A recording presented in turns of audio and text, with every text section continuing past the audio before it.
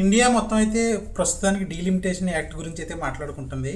So అసలు ఆ delimitation act అంటే ఏంటి, దానివలన దక్షిణ భారతదేశంలో ఉన్న రాష్ట్రాలకు ఎటువంటి నష్టం జరుగుతుంది అనే దాని మీద అయితే డిస్కస్ చేసుకుందాం.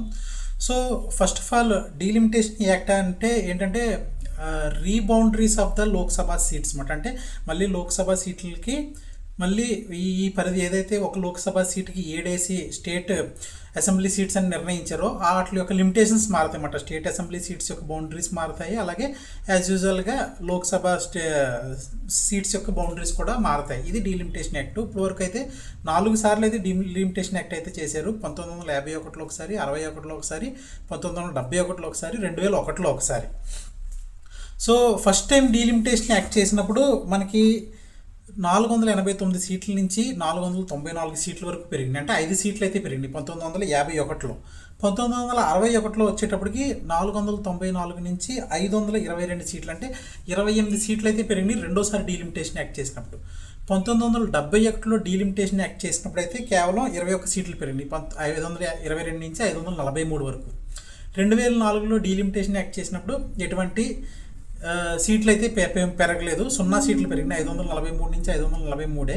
కాకపోతే ఇప్పుడు 2026లో అయితే కంపల్సరీగా అయితే 2026 సెన్సస్ ప్రకారం డీలిమిటేషన్ యాక్ట్ అయితే చెయ్యాలి.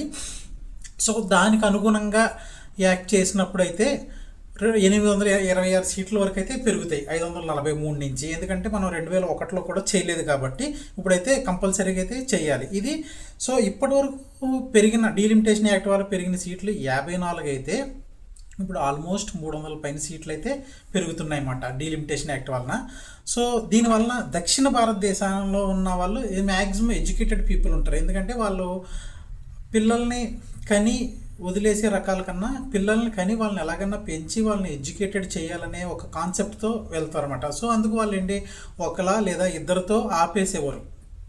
మొన్నటి వరకు అయితే ఒక 5-6 ఇయర్స్ బ్యాక్ అయితే ఇద్దరు వరకు ఉండేవారు, ఇప్పుడైతే ఒక పిల్లల్ని కంటున్నారు అనమాట. సో ఆ సౌత్ ఇండియాలో ఆ యొక్క ఇది ఉండడం వలన వాళ్ళు నష్టపోయారనే చెప్పొచ్చు అన్నమాట. సో ప్రస్తుతానికైతే మనకి దీనివలన ఈ డీలిమిటేషన్ యాక్ట్ వలన నష్టపోయే రాష్ట్రాలు ఏదన్నా ఉందంటే సౌత్ ఇండియా బాగా నష్టపోతుంది. తమిళనాడు, కేరళ, కర్ణాటక, ఆంధ్రప్రదేశ్, తెలంగాణ, సో గోవా, ఈ రాష్ట్రాలన్నీ అయితే నష్టపోతున్నాయి. బాగా లాభ పొందే రాష్ట్రాలు ఏమన్నా ఉన్నాయంటే యూపీ, బీహార్, మధ్యప్రదేశ్, జార్ఖండ్, రాజస్థాన్, ఇవైతే బాగా లాభం పొందుతున్నాయి. సో ఆల్మోస్ట్ మనకి ఏంటంటే డీలిమిటేషన్ యాక్ట్ బీమారు స్టేట్స్, బీమారు అంటే బీహార్, మధ్యప్రదేశ్, రాజస్థాన్, యూపీ, ఈ బీమారు స్టేట్స్ 324 సీట్లు ఉంటాయి. ఈ 4 రాష్ట్రాల నుంచి 324 సీట్లు ఉంటాయి. దక్షిణ భారతదేశంలో ఉన్న కర్ణాటక, ఆంధ్రప్రదేశ్, తెలంగాణ, తమిళనాడు, కేరళలో అయితే 165 సీట్ల వరకు ఉంటాయి. సో కేవలం 23% ఉంటుంది. సో ఈ బీమారు ఏదైతే రాష్ట్రాల్లో అధికారంలోకి ఎవరైతే వస్తారో వాళ్ళే సెంట్రల్లో అధికారంలోకి వచ్చే అవకాశాలు మ్యాక్సిమం ఎక్కువ ఉంటాయి. అందుకే దీన్ని మహిళా బిల్లుతో పెట్టి మొత్తానికి ఎలాగొకలాగా దీన్ని ముందుకు తీసుకెళ్దామని కేంద్ర ప్రభుత్వం అయితే ఆలోచించింది. కానీ మొత్తానికి ఈసారికి అయితే అవ్వలేదు. కానీ 2026 సెన్సస్ ప్రకారం అయితే కంపల్సరీగా అయితే అవ్వాలి. ఎందుకంటే 1971లో ఫ్రీజ్ చేశారన్నమాట ఈ సీట్స్. తర్వాత 2026లో కంపల్సరీగా అయితే ఇంకా ఫ్రీజ్ చేయడానికి లేదు. ఆ తర్వాత అయితే కంపల్సరీ అయితే ఈ డీలిమిటేషన్ యాక్ట్ అయితే అమలు చేయాలని చెప్పి రాజ్యాంగం ప్రకారం అయితే ఉంది. ఆల్రెడీ 2001లోనే చేయాలి, కాకపోతే దాన్ని పొడిగించుకుంటూ ఇక్కడ వరకు తీసుకొచ్చారన్నమాట. సో మనకి ఇంకొకటి ఏంటంటే ఎకనామీ పరంగా మనం 30 సౌత్ స్టేట్స్ అన్నీ 31% కన్నా ఎక్కువ ఇండియా ఎకనామీకి పాటు పడితే మనకు వచ్చే సీట్లు 20% అవుతుందన్నమాట. సో మనం ఎకనామికల్గా భారతదేశం గ్రోత్కి మనం సౌత్ ఇండియా స్టేట్స్ అనేది చాలా ప్లస్ అవుతున్నాయి. 30% అబోవ్ ఆల్ ద స్టేట్స్ కలుపుకొని. అత్యధికంగా అయితే తమిళనాడు 8.9, ఆల్మోస్ట్ 9% అయితే కాంట్రిబ్యూట్ చేస్తుంది. నెక్స్ట్ కర్ణాటక కూడా అదే 8.5% అలాగైతే కాంట్రిబ్యూట్ చేస్తుంది. సో మన సౌత్ స్టేట్లోకి వచ్చేటప్పటికి 31% కాంట్రిబ్యూట్ చేస్తుంది అన్నమాట. వేరేజ్ నార్త్ స్టేట్లో 30% కాంట్రిబ్యూట్ చేస్తుంది. నార్త్ స్టేట్ వచ్చేటప్పటికి బీహార్, మధ్యప్రదేశ్, రాజస్థాన్, ఉత్తరప్రదేశ్, ఢిల్లీ ఇవన్నీ వస్తున్నాయి అన్నమాట. ఆబ్వియస్గా ఢిల్లీ ఉంది కాబట్టి వాళ్ళకి పాజిటివ్ ప్లస్ ఉంటుంది అన్నమాట. సో వెస్ట్రన్ స్టేట్స్ వచ్చేటప్పటికి 28%, ఈస్టర్న్ స్టేట్స్ వచ్చేటప్పటికి 10%, నార్త్ ఈస్ట్ స్టేట్స్కి వచ్చేటప్పటికి 3% కాంట్రిబ్యూట్ చేస్తున్నాయి మన ఎకనామీకి. సో మనం హయ్యెస్ట్ మన దేశంలో ఏదన్నా ఎక్కువ రాష్ట్రం ఏదన్నా ఉందంటే ఇండియా ఎకనామీకి పాటుపడేది మహారాష్ట్ర అని చెప్పుకోవచ్చు. ఆల్మోస్ట్ 13.5% అయితే అదైతే కాంట్రిబ్యూట్ చేస్తుంది. జిఎస్టీ వసూలు అంటే ఎవరు ఎంత ఏ ఏ ప్రాంత ప్రజలు భారతదేశం యొక్క గ్రోత్కి ఎక్కువ జిఎస్టీ వసూలు ద్వారా ఎక్కువ పాటుపడుతున్నారు, ఎక్కువ కాంట్రిబ్యూట్ చేస్తున్నారని చెప్పుకుంటే సౌత్ ఇండియన్ స్టేట్స్ యాజ్ యూజువల్గా 30% అయితే కాంట్రిబ్యూట్ చేస్తున్నాయన్నమాట. మహారాష్ట్ర ఇండివిజువల్గా అయితే 21.5% అయితే కాంట్రిబ్యూట్ చేస్తుంది. సో మిగిలిన మనం యూపీ ఇవన్నీ పోల్చుకుంటే యావరేజ్గా 6, యూపీ, రాజస్థాన్ 2.4, మధ్యప్రదేశ్ 2%, తమిళనాడు 8%, కేరళ, కర్ణాటక 9.5% ఈ రేంజ్లో ఉంటే ఉత్తరప్రదేశ్ ఏమో 6%, రాజస్థాన్ 2%, మధ్యప్రదేశ్ 2%, బీహార్ 1.7% ఇవి దేశానికి కాంట్రిబ్యూట్ చేస్తున్నాయి. కాకపోతే వాళ్ళ వలన సీట్లు అటు పెరుగుతున్నాయి. సో నార్త్ ఇండియా ఎవరైతే అధికారంలోకి వస్తారో బీమారు రాష్ట్రాల్లో కంపల్సరీగా వాళ్ళే అధికారంలోకి వస్తారు అనేది క్లియర్గా అర్థమవుతుందన్నమాట. మహారాష్ట్ర సీట్లు పోల్చుకుంటే 48 నుంచి 72 వరకు అయితే పెరుగుతున్నాయి జనాభా ప్రతిపాదకన.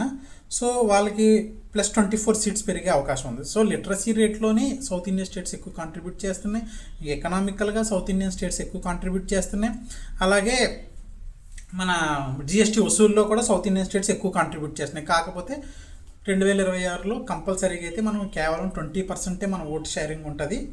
మన లోక్సభ ప్రాతినిధ్యం వహిస్తున్న 20% మాత్రమే మనం పెంచుకోగలం. దానివల్ల ఎక్కువ నష్టం ఉంటుంది తప్ప లాభం అయితే ఏముండదు.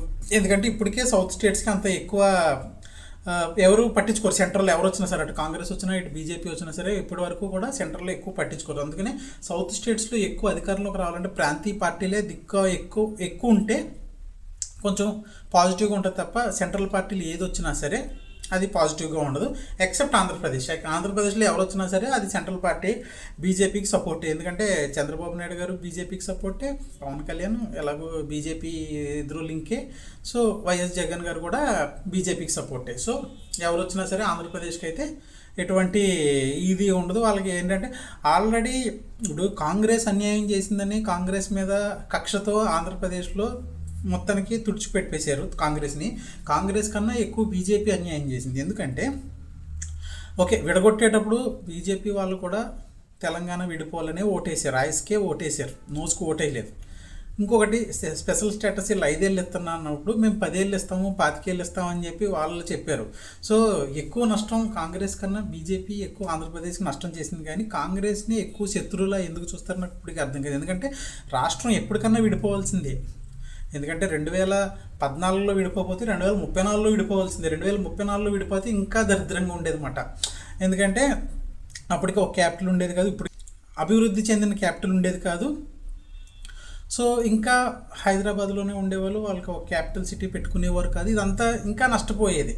ఎప్పటికన్నా విడిపోవాల్సింది. వాళ్ళు 1970లో విడిపోయి ఉంటే ఇంకొంచెం బాగుండేది. ఎందుకంటే వాళ్ళు డెవలప్ అయ్యేవారు, ఎవరికాళ్ళు డెవలప్ అయ్యేవారు. వాళ్ళు ఎలాగో మాకు మా రాష్ట్రానికి ఇదే రాజధాని అని చెప్పి వాళ్ళు ఏపీ వాళ్ళు దాన్ని డెవలప్ చేసుకునేవారు, తెలంగాణ వాళ్ళు హైదరాబాద్ని డెవలప్ చేసుకునేవారు.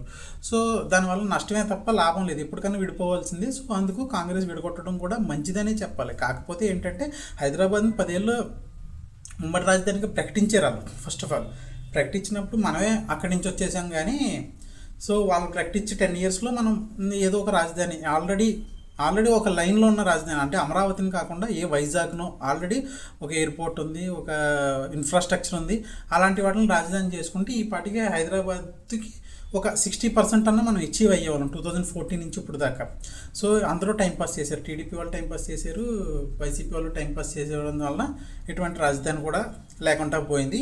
సో కాంగ్రెస్ ఈ మొత్తం నేను సారాంశం ఏం చెప్తున్నానంటే ఏపీకి కాంగ్రెస్ కన్నా బీజేపీ ఎక్కువ నష్టం కలిగించింది. ఎందుకంటే స్పెషల్ కేటగిరీ స్టేటస్ ఇస్తానని ఇవ్వలేదు, పోలవరం పూర్తి చేస్తానని పూర్తి చేయలేదు. ఇవన్నీ విభజన హామీలో ఎవరు అడగలేకపోతున్నారు కూడా. బహుశా అందరి మీద ఉన్న కేసుల వల్ల ఏమో కానీ ఎవరు కూడా ఏమీ అడగలేకపోతున్నారు అనేది నా ఒపీనియన్ అనమాట. సో ఫైనల్గా ఈ డీలిమిటేషన్ బిల్లు అమలు అవ్వడం వలన నష్టపోయేది సౌత్ ఇండియన్ స్టేట్సే. సో సౌత్ ఇండియన్ స్టేట్స్ యూనిటీతో ఉండి యాజ్ డిఎంకే సపోర్ట్ తీసుకుని, లేదంటే పినరయ్ విజయ్ గారి సపోర్ట్ తీసుకుని, కర్ణాటక కానీ తెలంగాణ వీళ్ళని చూసి ఏపీ వాళ్ళు కూడా, ఏపీలో ఉన్న పార్టీలు కూడా అసలు ఈ క్రమంలో వైఎస్ జగన్ హీరో అయ్యే ఛాన్స్ ఎక్కువ ఉండేది.